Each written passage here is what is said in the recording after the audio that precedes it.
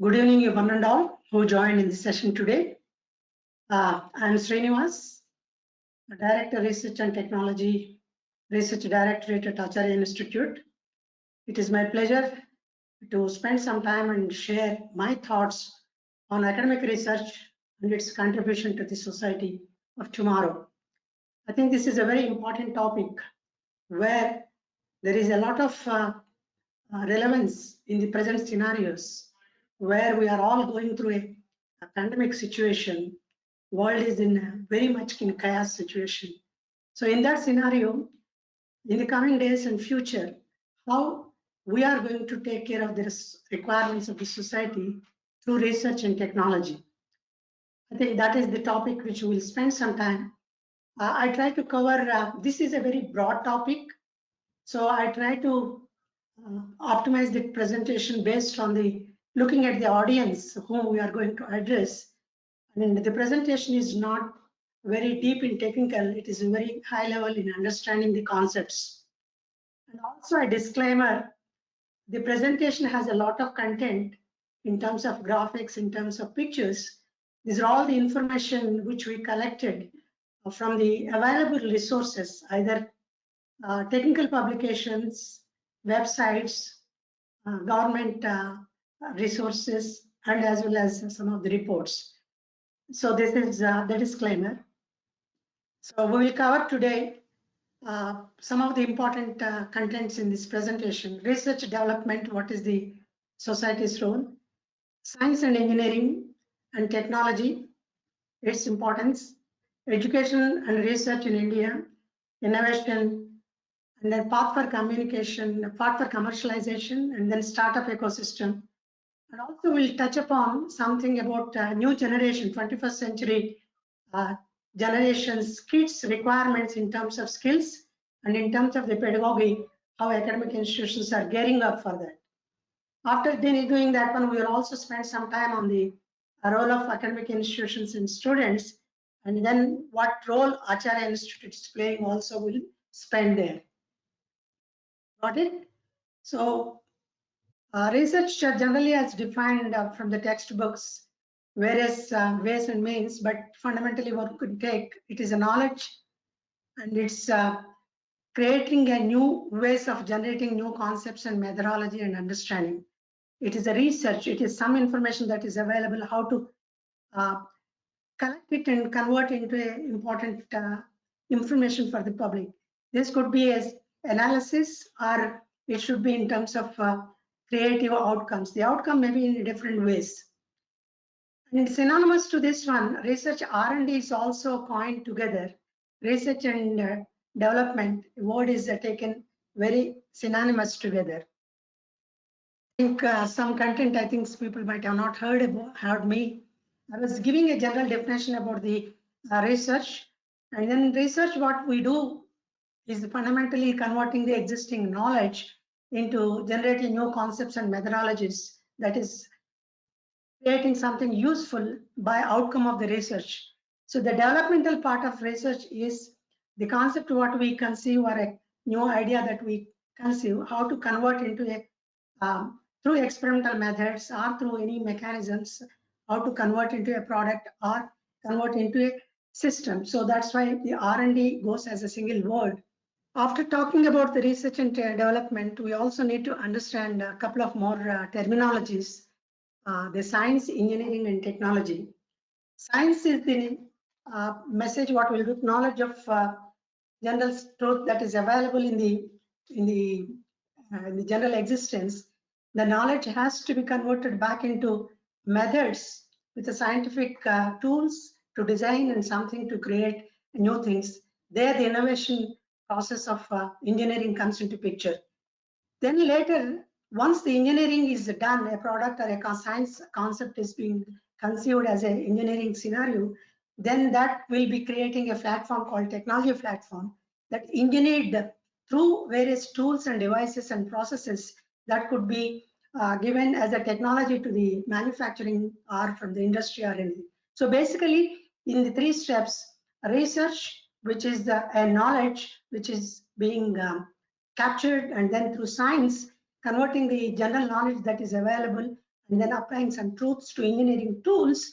And then from the tools, we are finally applying a technology, and then the technology is being taken into account. So next, let me wait for my next slide. It is a bit taking time. If you look at the changes that are happening in the society, particularly in various scenarios, taking back into the industrial revolution to today. Industrial revolution fundamentally in 1790s and 1780s, which started with a bang using steam as a energy source, and from migrated, that is called Industrial Revolution 1.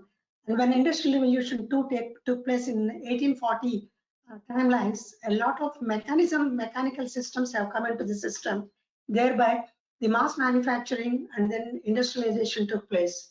When we entered into the third industrial revolution, Industrial 3.0, in late middle of 20th century, around 1950s, 60s, and 70s, a lot of things happened in terms of electronic revolution, discovery of invention of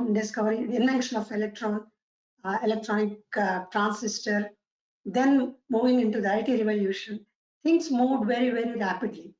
In the entire scenario, if you observe very nicely, the first couple of hundreds of years, the technical path is reasonably slow, whereas in the later part of 20th century, the technical growth and evolution in the technologies are rapidly fast. The curve is exponentially high and exponentially not a linear curve. So the change in the technology phase and frame has rapidly enhanced in comparison to the last 100 and 200 years. But when this industrial revolution is also happening, there are other things coming into the picture, and a lot more things are happening in the society. All these developments that are happening has basically kept in society's needs and requirement. Human being, whatever he does to the research enhancement or research, fundamentally it is happening the enhancement of the society's needs, requirements, and as well as comfort. But 20th century early, late 19th century late, several things that have been developed in terms of steam engines or in terms of electricity or discovering of bulb, all those things have changed the way we live and the way we progress in the society. Whereas the late 90s, 70s, and 80s, the third industrial revolution has brought a lot more things. But one important thing at that time happening, I can give a couple of examples for the sake of when industrial revolution took place, a lot more factories started coming up. Factories started emitting a lot of emissions in terms of gases and particulate matter and other things, which has resulted a lot of catastrophes. For example, in 1950s, before that one, there is a huge issue came up, is called the London smog. The smoke and particulate matter engulfed the entire cities of UK, resulted several thousands of people death. The similar type of scenario, not in terms of death, we have recently observed when Punjab was burning its crop, the pollutants that are resulted even reaching far away. This is one interesting scenario I would like to explain so that you will understand what I'm talking. When the London smog scenario took place, people realized and understood what is the reason for this is happening. Is it happening because of the emissions of pollutants which are being clogged with the fog conditions and created a smog situation? So to avoid that one, immediately UK Parliament enacted a parliament in 1952 called Clean Air Act.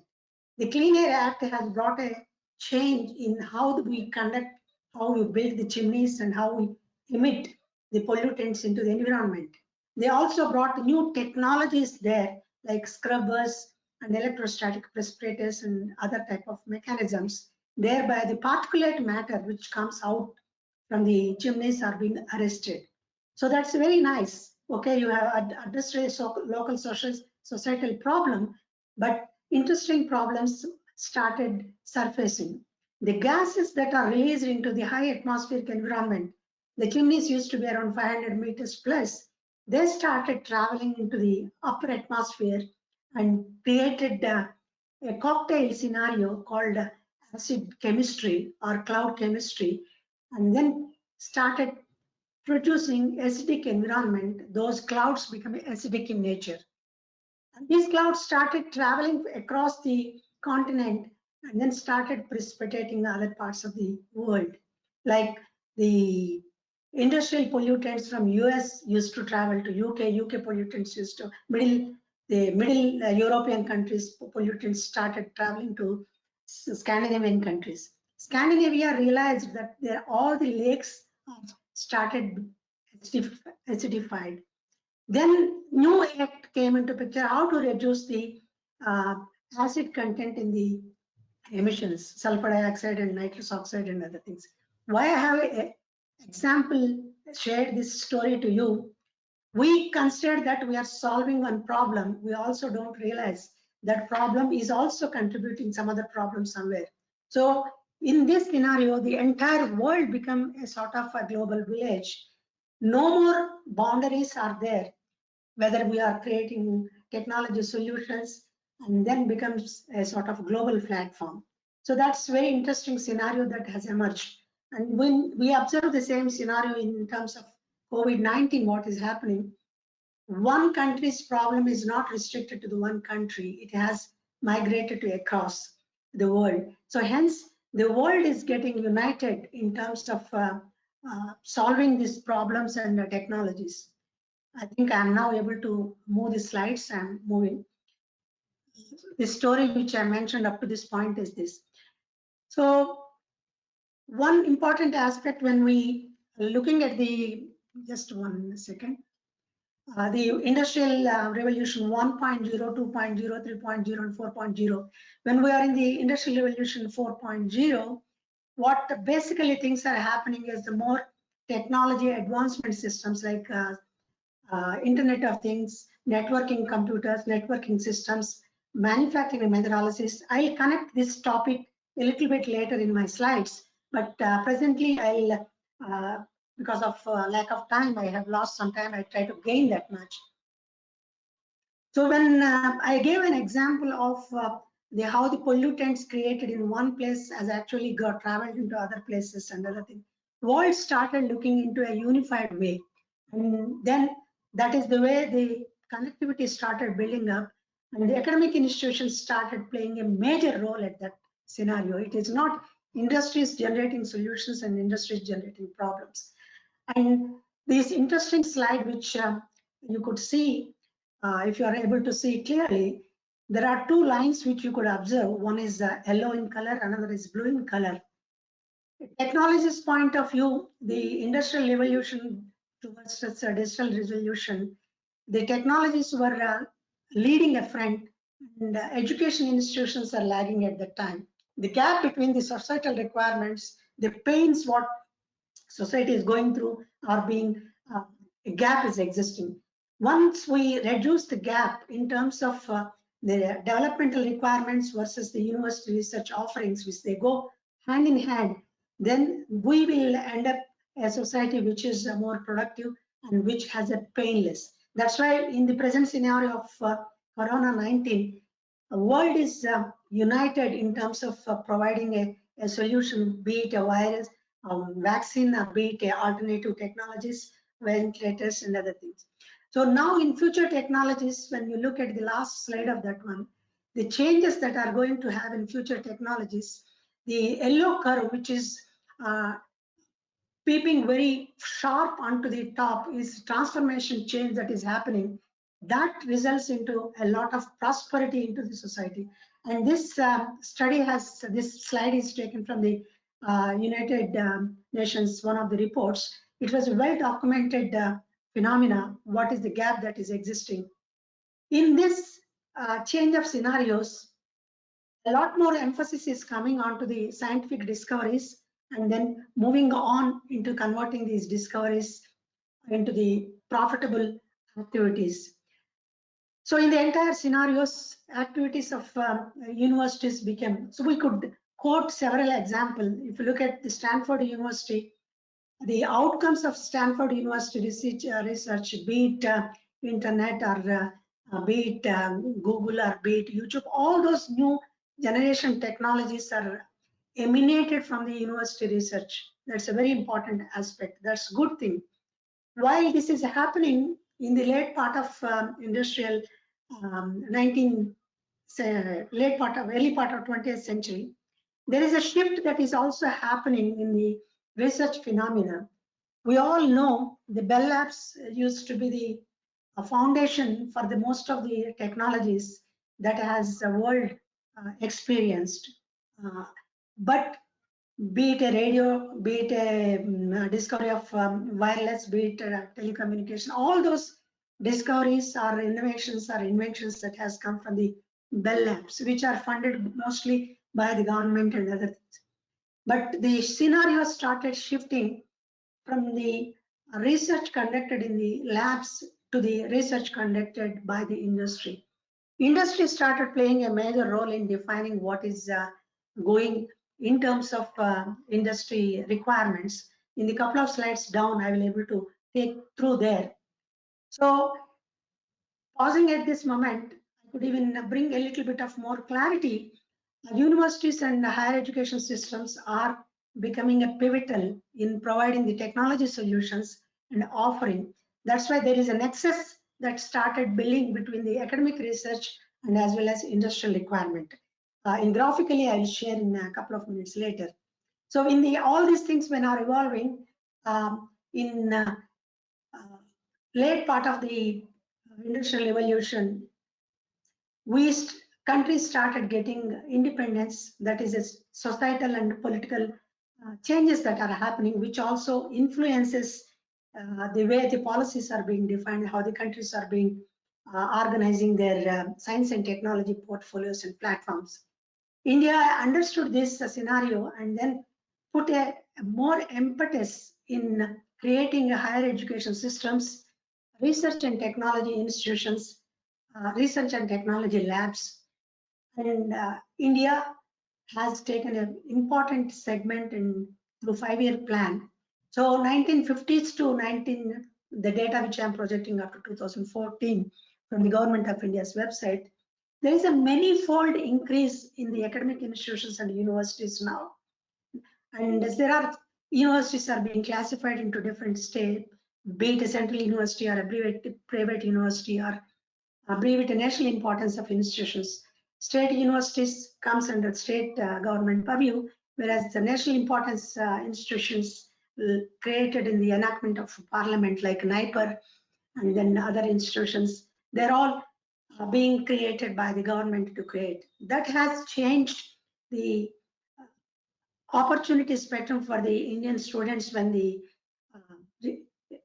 technology revolution 3.0 took place. India started in the lead front in providing the technical solutions in terms of IT and IT infrastructure. But there is a gap here. At that time, most of the outcomes coming from the colleges and universities, employment happened to be the more driving factor. So people started taking up the jobs irrespective of their expertise or what they graduated. Everybody entering into the same scenario. At that moment, there is a lag that took place in terms of science becoming a major entity in India's education system. Science graduates have started tapping down, only engineering becoming a major focal in terms of getting the degrees because the driver happened to be the employability.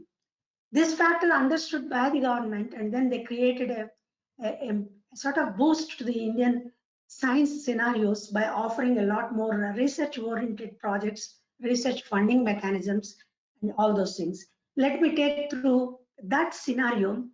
Who are actually trying to provide that entire platform in India? The central government actually takes the science and technology, and it has different vehicles in terms of promote science and technology in the country. It is done in the different spheres, be it central government, be it a state government, be it independent research institutions, and be it in R&D in private institutions and other things. And several ministries, be it Department of Science and Technology, Department of Atomic Energy, Department of Science, Department of Oceanography, Department of Biotechnology, all these Department of Science and Industrial Research, that is nothing but CSIR. These are all vehicles to create the required research needs in the country. Parallelly, the research that is happening in government undertakings like HAL, Bell, all those entities, they're also started creating their own immediate requirements in terms of research. In the sense, when they get a technology licensing, they have to enhance the portfolio by offering incremental innovations in their thing. So the Indian scenario has evolved. And in that sense, if you look at it, sector-wise in the country, how it looks like. R&D institution sector-wise, very surprisingly, the research report of 2020 indicates, it is the DST, Department of Science and Technology's report indicates, private sector research-wise occupies around 63%, government occupies around 9%, and state and as well as others follows. University research is still in the bracket of 10%. Public sector research, as I mentioned, HAL type of organizations, HAL, other type of CPRD and other type of organizations which are not doing the fundamental research or advanced research, but they are doing a product research for the enhancement. So let us look into the expenditure of the government, how, if you have a $1 in your hand, how the dollar is being distributed. Around 45% of the budget that is coming still in India from the government segment. And then comes private sector also plays around 40%, around 36%, I can precisely say. And higher education segment is still around 6.8. So the pain is what I'm trying to tell is, though higher education segment is the consumption side, the research profiles, what government is spending, most of the research grants are being siphoned to the research labs, and then be it a CSIR labs or a DST funded labs or a Department of Biotechnology or Space or DRDO labs. So a lot of chunk of research grants are being siphoned. And whereas now the shift that is happening, which I would like to show in the coming slides, how academic institutions are playing a major role. And one bottom line of this slide, if you look at it, the major chunk of research funding is going to DRDO, be it missiles program or be it aircraft programs like LCA or other programs, or it is like drones which are being designed and developed by DRDO segments. And similarly, CSIR takes around 9.9%, DST around 7% spending is happening. And now let me pause for a second. Why we do all these things when we are developing something? Who are ultimately our stakeholder? Our stakeholder is nothing but a you and me, a common man. A common man's enhancement of lifestyles, be it through a proper healthcare or a proper communication systems or proper transport systems, health, environment, electricity, energy, all these segments are important. Understanding these global goals, United Nations Sustainable Development has articulated goals for the overall world for 2030. One has to spend time in enhancing the human lives, comforts, and as well as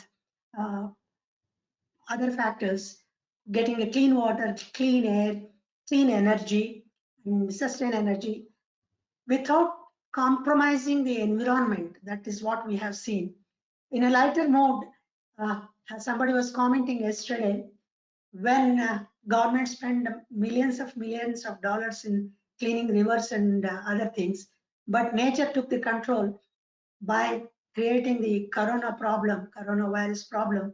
For the last 45 2 months time, when human activities come to a standstill, the nature has started recovering. The clean rivers, clean oceans, clean air, the environmental index in terms of air pollution has drastically came. But this has to be sustained. To sustain this one, we need to have certain goals. These are all the goals which you could get more details from the net.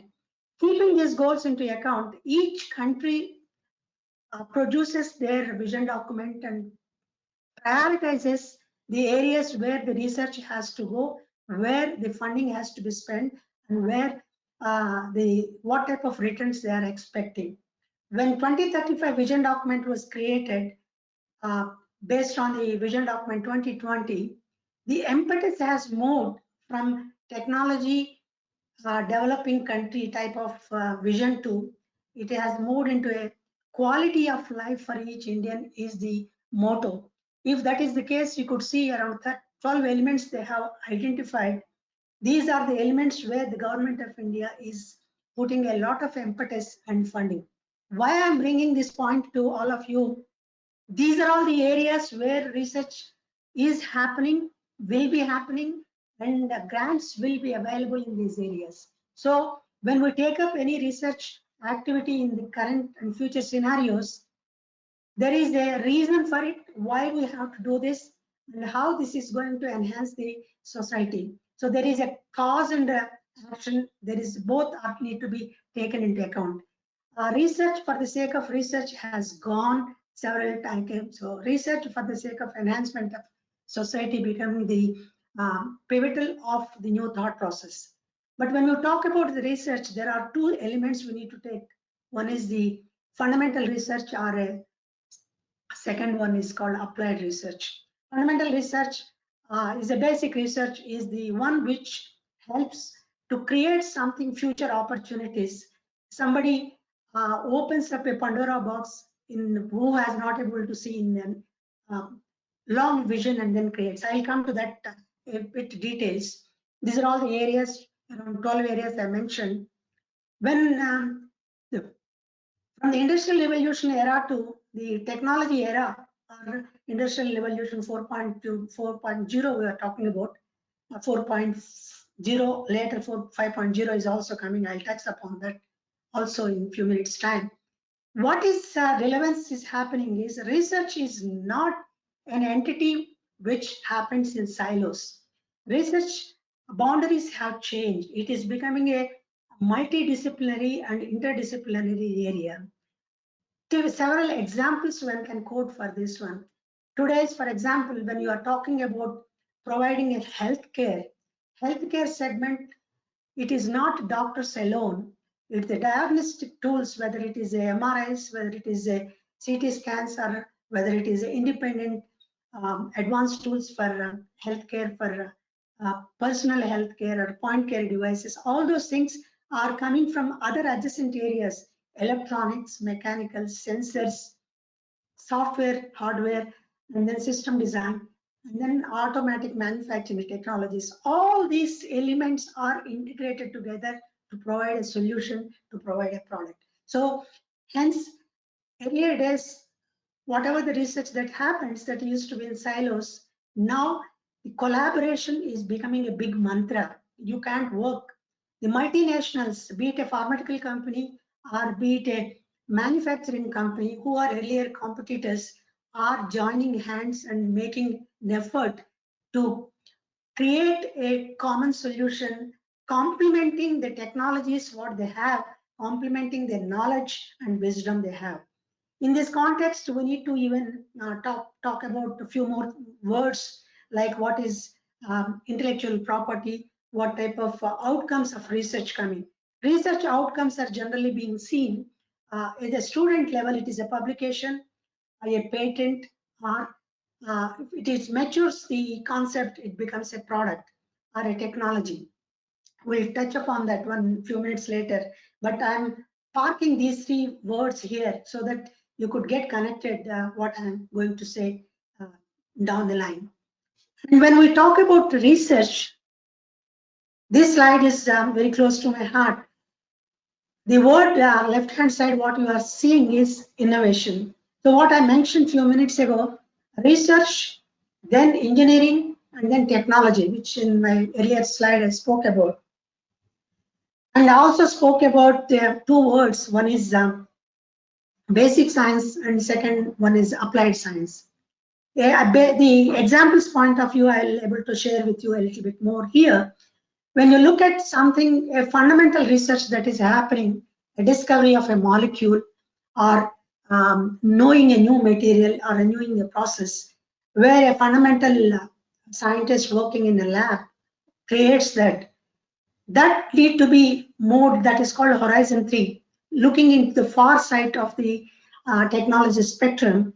Then the technology, when it is being uh, understood properly and then scale it up, making 1 gram of material in the lab may be reasonably easy. Can I make that 1 gram to 100 grams, 100 grams to 1 kilo, 1 kilo to 1,000 kilos? If that is the where the process comes into picture, when process comes into picture, there the engineering tools comes into picture. Can I scale it? Can I make an automation in the process? Can I make it repeatability aspects of it? A lot more things come into picture. That is where the horizon 2 comes into picture. There is a new processes, new technology, new engineering methodologies, all those things comes into picture. Then when you come into the core, that is called incremental or innovation technologies. I have a product in my hand, I need to enhance its feature. For example, I have a car which is giving around 10 kilometers to 12 kilometers mileage for me. Can I enhance the requirement in terms of higher speed? Can I reduce my emissions?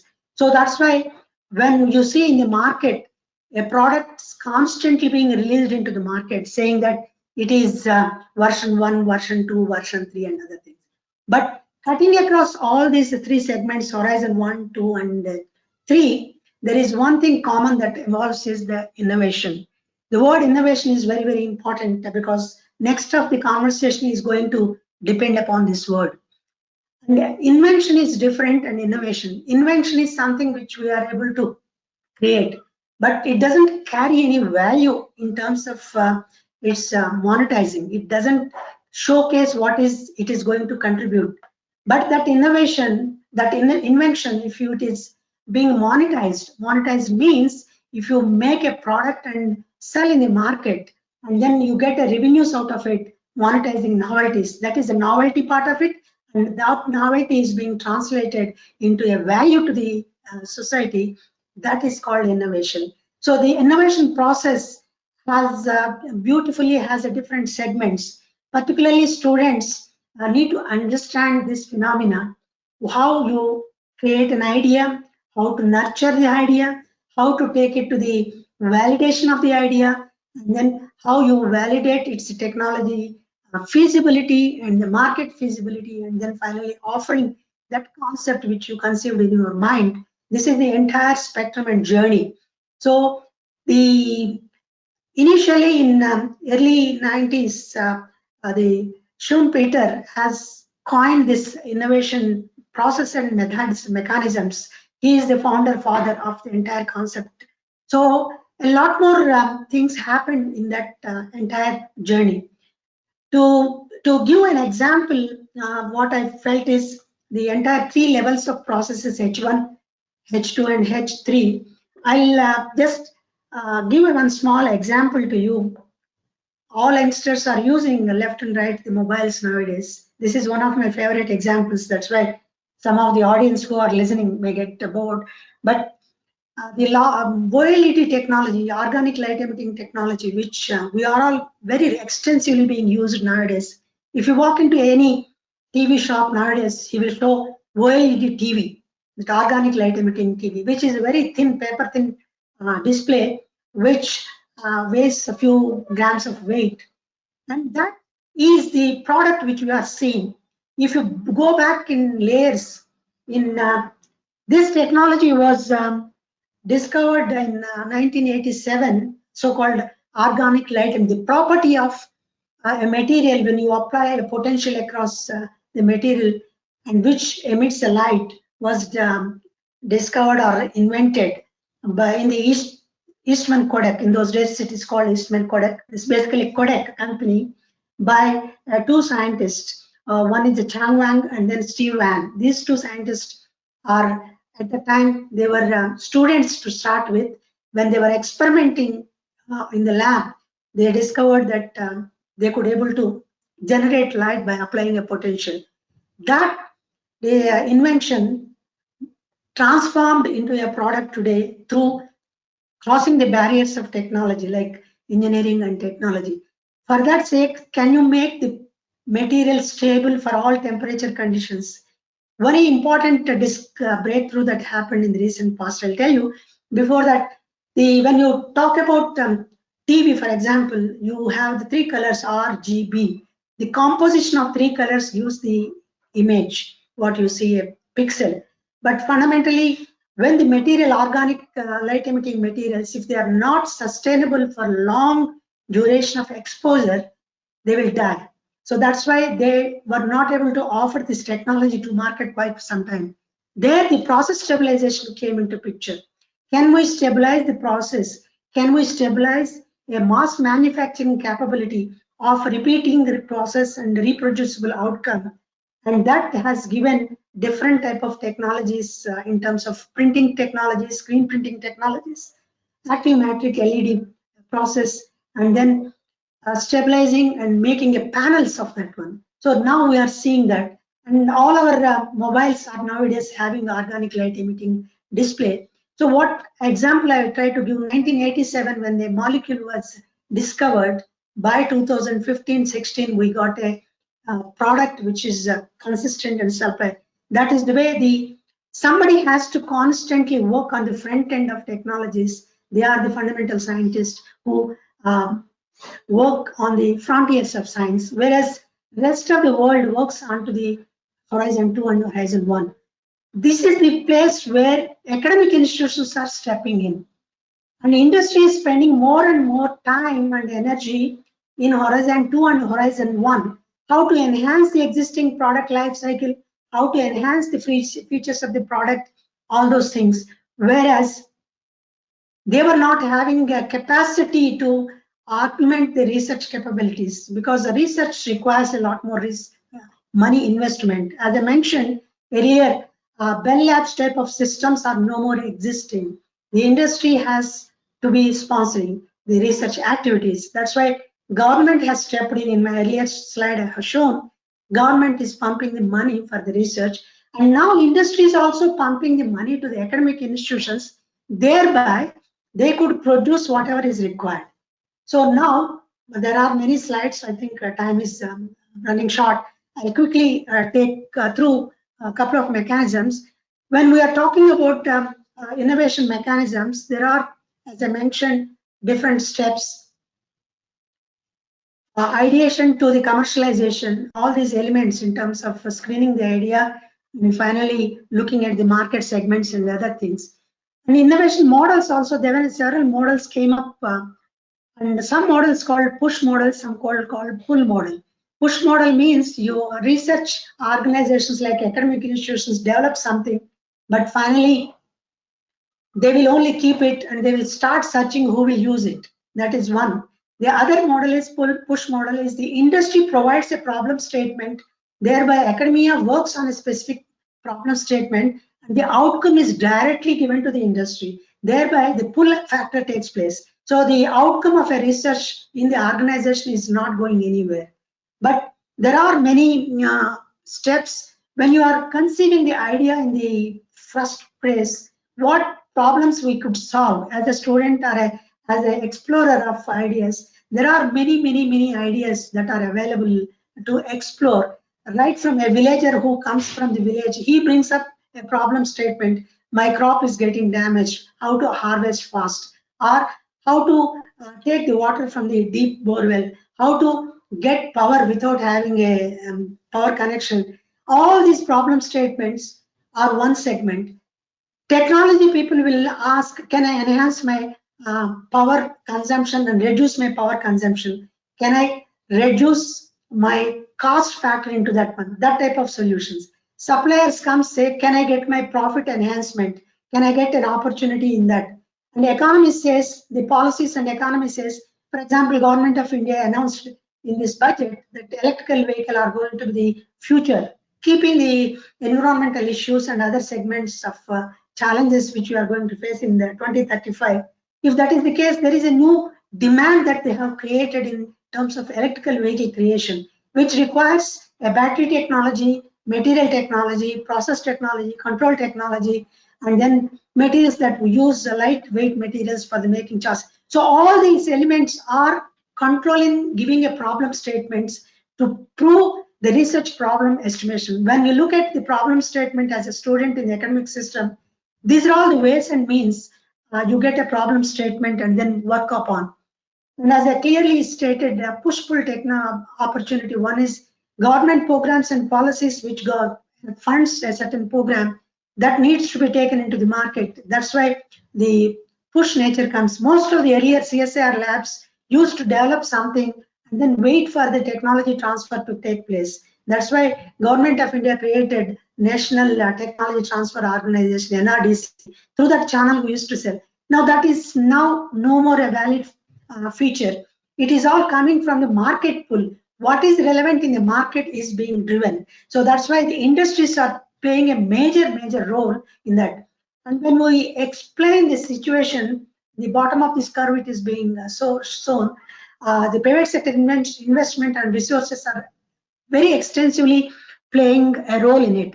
This has a relevance in articulating our technology platforms and the university role. So this what linear model, what earlier I said, research, development, product development, and market, that's way. But there is a cross connection that is happening. Market demands research teams to develop something.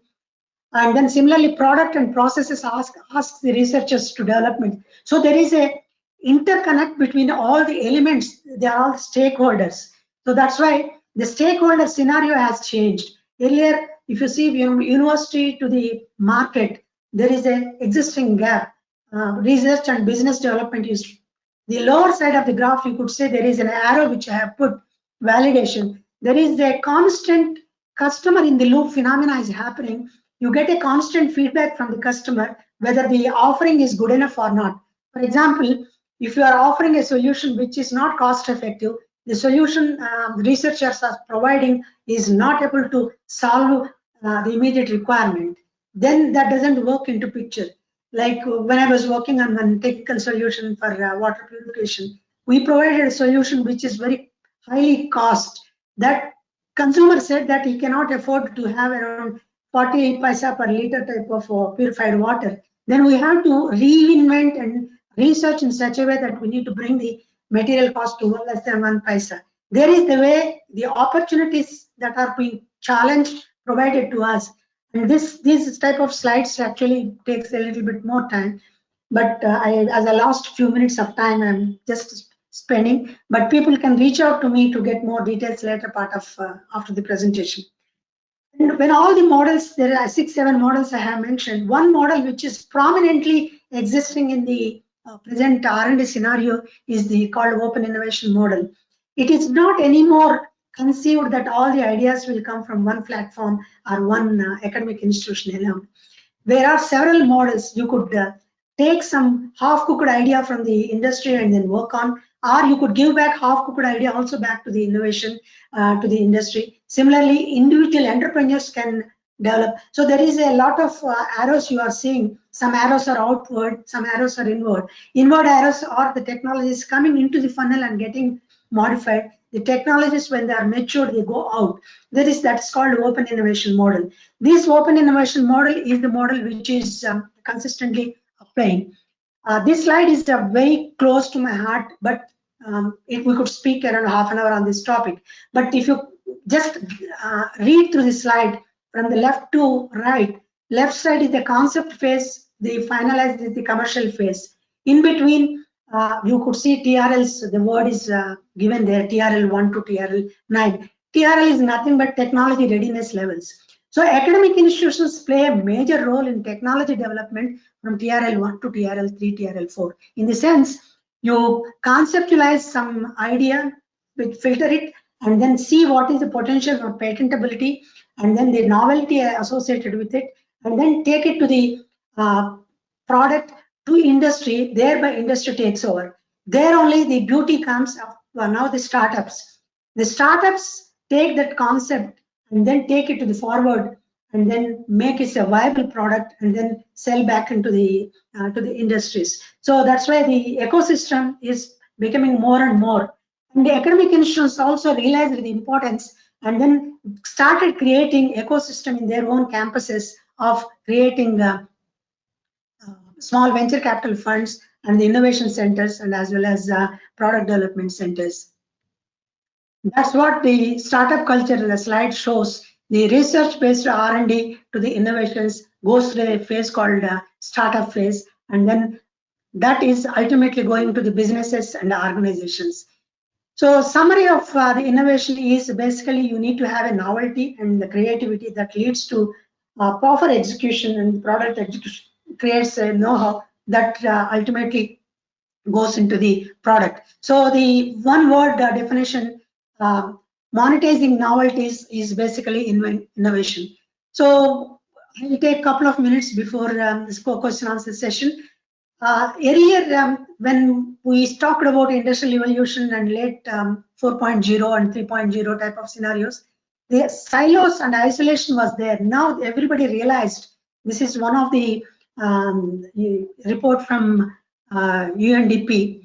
They said nobody can work in isolation. They all need to be in concurrent. They all need to be solving the same problem. And so this is a very beautiful depiction of that one.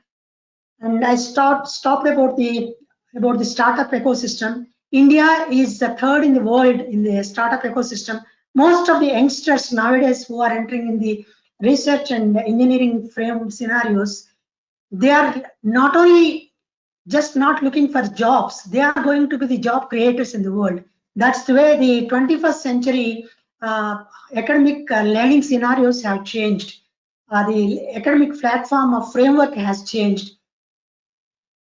The pedagogy of Indian teaching also changed from classroom teaching to assisted learning and teach by contextually, interdisciplinary, collaborative, and as well as problem solving. This is the new shift in 21st century education happening. Keeping this factor into account, the new education policy which Government of India is rolling out is also creating this.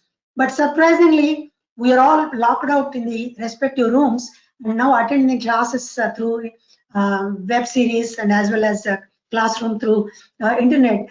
And that phenomena is actually forecasted in the new education policy and system, but is now brought forward actually. In the coming post-COVID scenarios, the education systems are going to have a high revolution. However, the flexibility requirements of 21st century skill sets of the students is not just classroom learning alone. He has to have learning skills, literary skills, and life skills. These are all the three important elements where communication makes very, very important. How you communicate, how you are socially connected, and how much empathy you have toward the society. By looking at that much, the classroom scenarios have absolutely changed from 19th century to 21st century.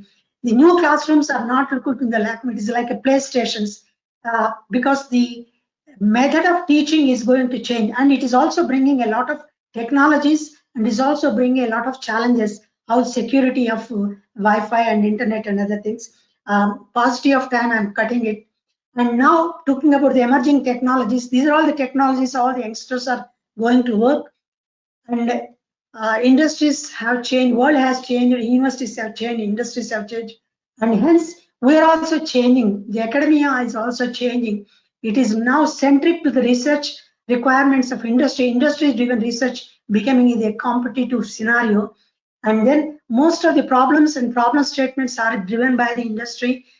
Hence, industry is playing a major role in creating the content in the students. That's why the students, when they graduate from the campuses with their research coefficients in their kitty, they are well accepted by the industry. That is the shift that is happening.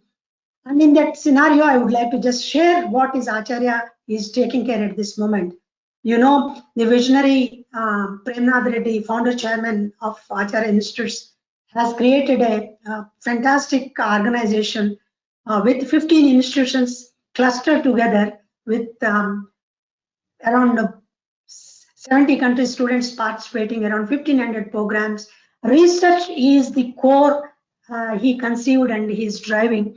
And that is the way it is very aligned with the new academic policy, where research has been defined as the element to sustain in the future in academic institutions. So with that, I invite all of the youngsters to open up their parachutes. If you don't open the parachute, there is no fun. Open up your parachute and sail through, enjoy the journey of research, and then be a contributor to the creation of wealth in the society and solving the societal problems, and be an innovator, be an entrepreneur, and in this process enjoy the journey of research, the problems which it challenges you, the way you solve the problem and get a smile on your face, and that is the wealth you are going to create. With this, I'll stop here, and I just crossed a few minutes of my time, and I'll open with the permission of the organizers some questions. I love to do that. Any clarity or any explanation you wanted to hear from me on my slides, please ping a question. I'm happy to answer.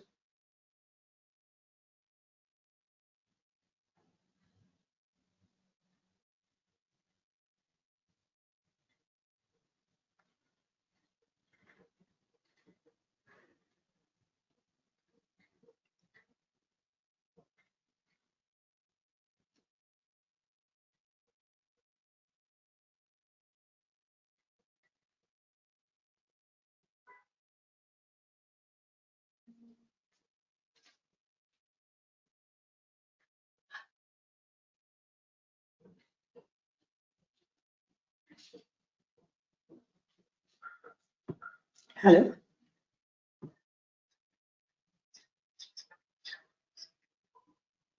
I'm not able to see it.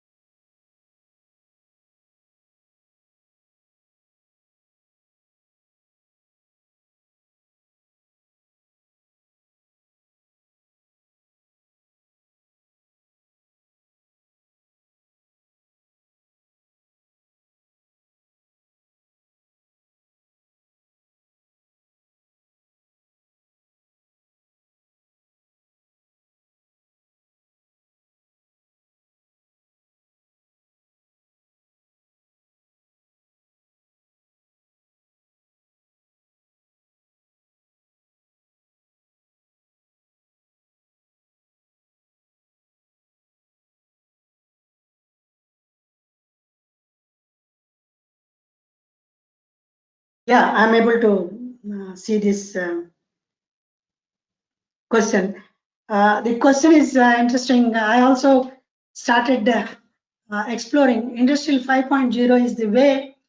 I think this very interestingly, the COVID scenario is going to push into that. The way we are going to do the distributed manufacturing, the way we organize our classrooms, the way we are going to lead our society life, all those technology elements are becoming a new challenge. Last week, there was a session that happened in the European Union colloquium. There, they were highlighting, maybe if some of my colleagues in Acharya is interested, I can share the report separately. But Industrial 5.0 is extension of 4.0, where the industrial IoT is anyhow people are talking about, and cyber security is being talked about.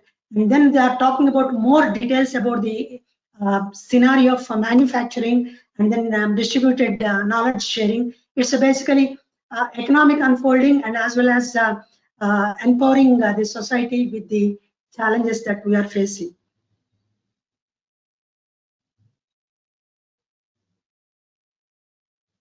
Any other question, please? The conditions of research, as I mentioned, one is earlier the problems are funding used to be a major problem, particularly academic research. That challenge has been more or less addressed, in the sense academic institutions becoming a co-partners with the industry. Industry and academic partnership are a nexus becoming stronger and stronger.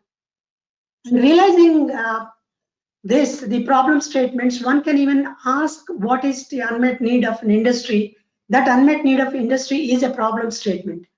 The earlier issue used to be problem statements are in isolation. I conceive something and I used to work on that. That doesn't lead anywhere. And hence my research outcome is not going anywhere. When that concept is migrated, the pull concept has come instead of push concept, it is more industrial participation that is happening. On top of it, there is one important scenario that is emerging. Research happened to be the open-ended in the earlier scenarios. In the sense, you take a grant and work for 2 years, 3 years, 4 years, and only you publish something. That is not the way research is being monitored now. Research has to be on time bound now. That is very important. Stage gates are being set. You need to deliver on stage gates. And funding requirement and releases are happening based on the stage gate. It is outcome-based research. And ultimately, the outcome has to be something tangible, which is the industry requirement. That is one scenario. Second thing is speed is the criteria. You have to deliver on speed. If you don't have the speed of delivery, you are not able to sustain in the research. The speed of delivery is being supplemented with the tools that are available. When we started research, we don't even have this high-speed computing and modeling simulation tools. It is a very linear model. Now you have all the tools at your disposal. Research outcomes are faster and faster. And the data-driven solutions, it is not you alone working. It is, as I mentioned, collaboration. Somebody has solved this problem somewhere. It is the one tool that is coming up. If you understand that, how to optimize and then convert that solution in a separate industry, how to map it. There are more and more innovation tools are also coming. In my personal opinion, research is more comfort and lucrative zone, but you need to have the research mindset and one has to have an enjoyment of research. I think this is the right time to be a researcher.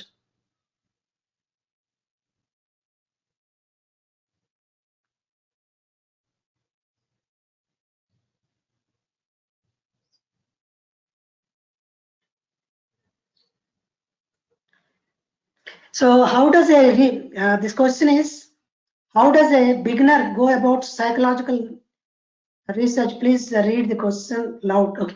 Fundamentally, what he's asking is, it is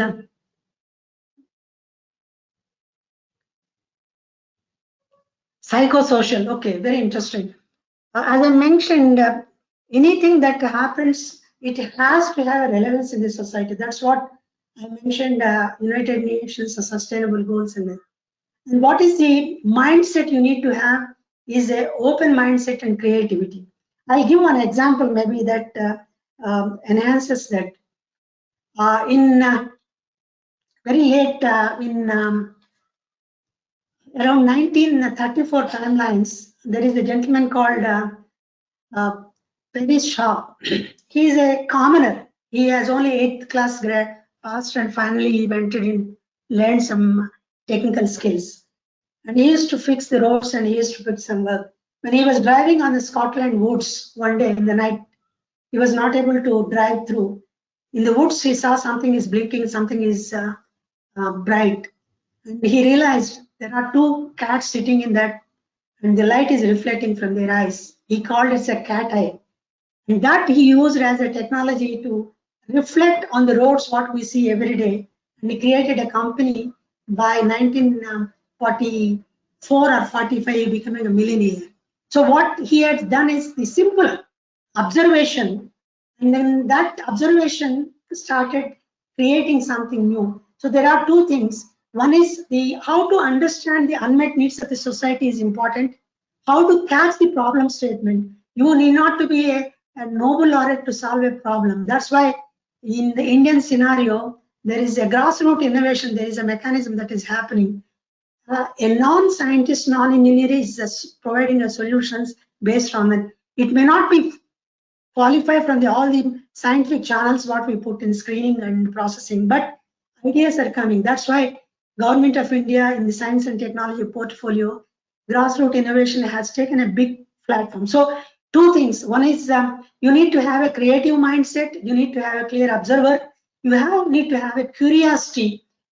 You need to believe in yourself. And secondly, you also need to be collaborative. You may not be knowing every segment of this segment. You need to be collaborative. If you have, and then if you have a social problem and the psychosocial scenario, what you are mentioning, if everybody is a scientist, in my personal opinion, we will be solving every day so many problems, but we don't consider that as, we have created a taboo called a scientist, a research, break those barriers. Then you enjoy every day what you observe, what you create. So in my personal comment, I will comment that creativity, open mind, open listening, will see what is requirements in and around. Another question came, as the academics in Just India are focused on stick only around TRL 1 and 3, should be some kind of stimulus for the beyond and to continue in research. Yes, I think we have limitations here, because if it is considered to be academic research cannot go into the TRL lines. That's why there is a technology incubation centers are coming in between. But if it is an industry driven problem, you don't need to worry that TRL 3, 4, when you are demonstrating, that will go into the industrial scenario. If you also look at the DST funding or Government of India's funding, they are not asking you to mature the technology up to TRL 9. They are asking you to conceive a concept and bring the concept into form fit functional up to TRL 3, TRL 4 levels. Those concepts will be going to industry. That's why there is a question they are putting in our industrial proposals, R&D proposals. Do you have an industrial partner? Is he sponsoring your thought process? Is he the owner of your problem statement? If you get that answer right, and if you create a novelty associated with it, that is perfect. Another important thing we need to say, TRL3 is not a bad thing. TRL3 is the mother of all inventions, in the sense you get a lot of patents and patentability aspects, you get a lot of novelty, you get a new processes and methodologies. If academic institutions are able to capture those things and create a wealth, that wealth is a barter for the academic care to the industry. That is the way you could sell yourself and bargain better with the industry. That's why every institute in the country now has created a technology parks. All the technology parks, industries are coming and sitting and taking the advantage of the energy and wisdom of the academic institutions, and then getting the solutions, and that problem is taken back to the industry. Hence, another important thing is my submission to all of you. All the TRL 3s and 4s are not going to end up in TRL 9s. There are two more elements comes into the maturity in the commercialization arena. What is that market needs? Is it feasible? Is the product has a commercial viability? Am I going to get $1 out of it? Is it scalable? There are several market questions need to be asked. That's why the market research teams are the ones which take it from the TRL 3, TRL 4. It is not the fundamental scientist or a discovery or inventor that takes to the commercial arena. Hence, all the research scientists must and should focus on the early stage of TRLs. And that is the area they are comfortable. That is the green field they should be able to explore. I'm looking for another question if it is there. Funding agencies do encourage to innovate and discover, but then it is only the passion of scientists that takes him to the commercialize it. How does it throw light on this? As I mentioned, partially answer is given. We need to have a boundary condition here. Once if it is driven by the industry, there is no issue. Automatically the industry will be taking care and they will validate the dollar what they invested, they got the research outcome. But some places where a researcher is very passionate about it, like I mentioned about the Perry Shah, after discovering, he didn't sit at home.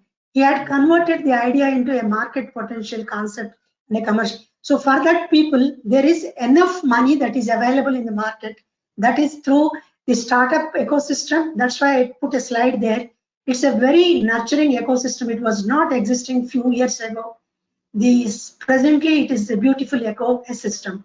when you are looking into the enter into the starting startup ecosystem, it is not the concept you are starting from the TRL 0, TRL 1. You start from the early stage of TRL 3. If you are the inventor, beauty, you could even take it the concept. You need money. TRL 3, which is a comfort functional, you may need a small dollar to convert. But TRL 3 onwards, you need a money who need to be sponsors. And later it goes to the venture capitalist when bigger stage. And hence, a person who has the appetite to commercialize, and if he validates his concept in terms of patentability, in terms of novelty, in terms of marketability, in terms of value he is going to create, if he gets those questions answers, that is called commercialization aspect. It's how to go to the market, strategy, how to go to market, philosophies and strategies. That's why in institutions like Acharya, we have an advantage. A scientist working in the lab could partner with a MBA faculty. He will provide that back-end information, and then it is a complementary skill set. A professor can become, a student can becoming a fundamentally entrepreneur. So if we look at in future, 50 to 60% of the youngsters, it is my gauge, are going to be entrepreneurs. They are not going to look for jobs. That is the way the world is going to change. And collaboration will become a backbone for that. Will India go as a research center unlike the West? We had a mind blocker earlier. Basically, we are not at par with West. Very interesting scenario. I have the opportunity to work various part of the world. If you look at our students, if they go to a world from India to US or Europe, they are the success makers. Look at any international organization, be it Intel or be it IBM, be it Cisco, huge contingent is Indians. That means our education system is offering the fundamentals that are required. But to becoming a workforce or a giant in future, in the guiding the world, maybe I think we are on the crossroad. This resetting of the thought process is the world through the COVID-19 is giving a golden opportunity for us to becoming a world gurus. And a lot more people are going to come back to the world and start. So we need to clearly articulate our priorities, put up the infrastructure, manufacturing infrastructure, strengthening academic institutions. That is the reason I suppose the new education policy is actually driving research-centric universities. That is going to be the ultimate goal.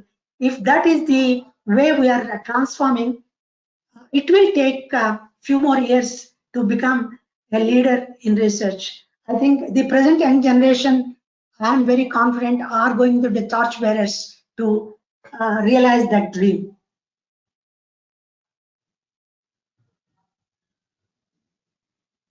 How does some question has come?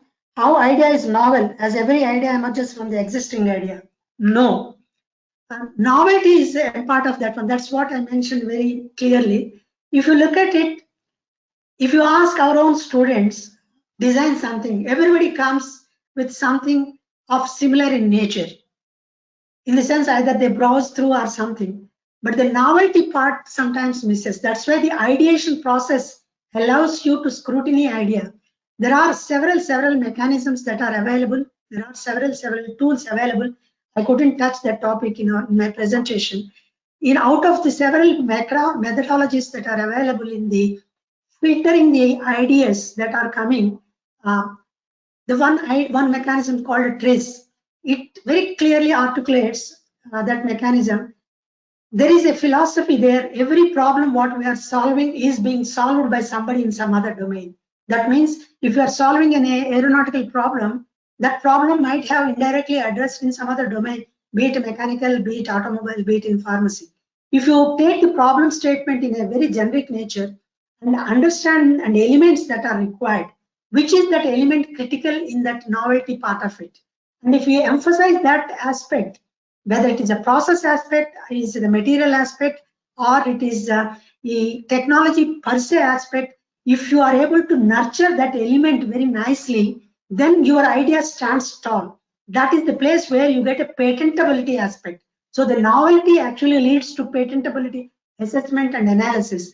And hence, don't jump the gun. Every idea what flashes in mind has a relevance. That is one. Second thing is, when you look at the unmet needs of society, that also leads to some sort of novelty into your system. For example, when Nokia started in India, first time they realized putting a torch in their camera is the most value proposition for an Indian farmer, and then putting an FM radio. Now those two features are becoming a standard feature in any smart mobile. You have a torchlight feature, you have FM, and it's constantly changing. The segment of the novelty is being unfolded very rapidly. Hence, you need to be very vigilant, you need to be very clear, and hence you need to deep dive into the crisp of that one. And hence we advise all the youngsters not to disclose. They have to immediately go to the patentability aspect and protect their idea. Then he will fly like anything. So all ideas may not be having novelty in it. As a faculty, as a guides, as a mentors, that is our responsibility, handhold. That is the role of R&D directorate I mentioned in the last slide, is acting as a mentor. All our faculty members are supposed to be mentors in their thrust for discovering the novelty in their ideas. How can a bachelor student contribute to the research? What options does Acharya? It's a very interesting question. Actually, it starts with fundamentally from undergraduate student itself, because I strongly believe, and the world believing in that, when you enter into 10+2 degree qualification, your mind is not conditioned. Your mind is fresh. You have a curiosity to ask how, why, when. All these questions you are constantly bubbling. You should not keep to yourself. You should go on asking that. When you put a question, there will be somebody to answer that. Those questions are becoming a problem statement for the professor to write a proposal. When a professor writes a proposal and he gets $1, then you become automatically a part of the research team. So we are encouraging in Acharya, for example, all the undergraduate students must and should join the research proposal at the early stage, whatever the contribution may be. And slowly when he comes to second year, third year, his understanding will automatically mature. When the project also matures, he will be able to contribute. From there, undergraduate to post-graduation, it is another journey. He is more matured. He will be typically taking a more narrow problem statement that migrates to the PhD. And once you solve something independently, you write your own proposals.